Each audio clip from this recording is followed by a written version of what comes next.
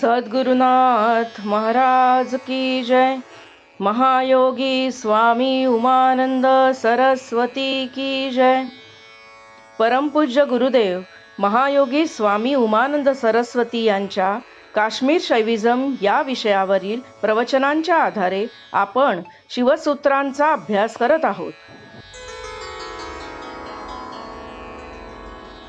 आपण आणवोपायाचं तिसरं सूत्र पाहतोय. कलादीनाम तत्वानाम विवेको माया. हे आहे आणवोपायाचं तिसरं सूत्र. मायेच्या कला आदी 5 कंचुकांच्या प्रभावाने जीवाला अविवेक सुचतो. माया हा शब्द शैविझम मध्ये 3 तऱ्हेने वापरला जातो. एक मायाशक्ती म्हणजे शिवाच्या स्वातंत्र्याची बाजू. जी स्वतंत्र आहे ती मायाशक्ती. शिव व्यक्त होण्यासाठी ही मायाशक्ती तऱ्हेने वापरली जाते. दुसरं आहे मायातत्व.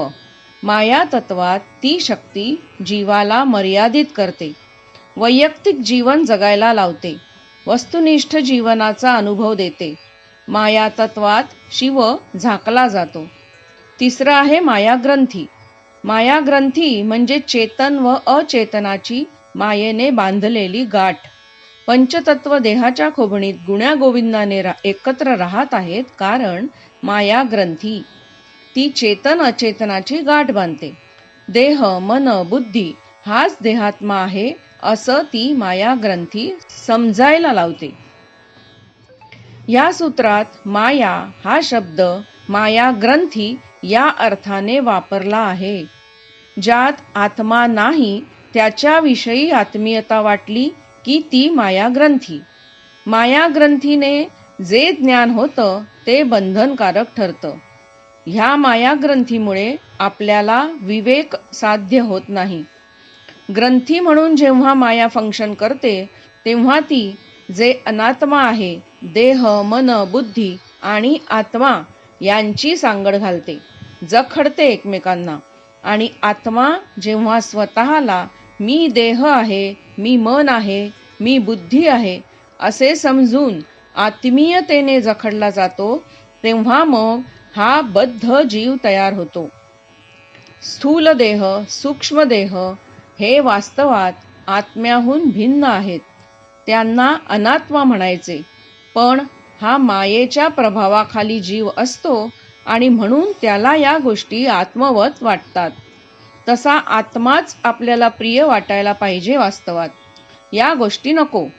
पण या गोष्टी जेव्हा माणसाला आत्मवत आत्मीयतेनी असे हे आपलेपणानी असे जेव्हा आपल्यामध्ये भाव निर्माण होतो, तर तेव्हा याचाच अर्थ काय की मायेने तो प्रभावित आहे म्हणून. ज्ञानी विवेकी लोकांना आत्मा अनात्मा यातील फरक कळतो. त्यांना हा सतत विवेक असतो. ते कधीही चुकून सुद्धा अशी गल्लत करणार नाहीत. गुरु आत्मा अनात्मा विवेक शिकवतो. अनात्म्याशी आत्मा जखडला की बद्ध जीव तयार होतो. मायेच्या प्रभावामुळे मी माझे ही भेदबुद्धी आपल्यात तयार होते. आता जर माया बंधनात टाकते तर मग ते बंधाची निवृत्ती पण व्हायला पाहिजे. ते कसं ते आपण पुढील सूत्रात पाहू. सद्गुरुनाथ महाराज की जय.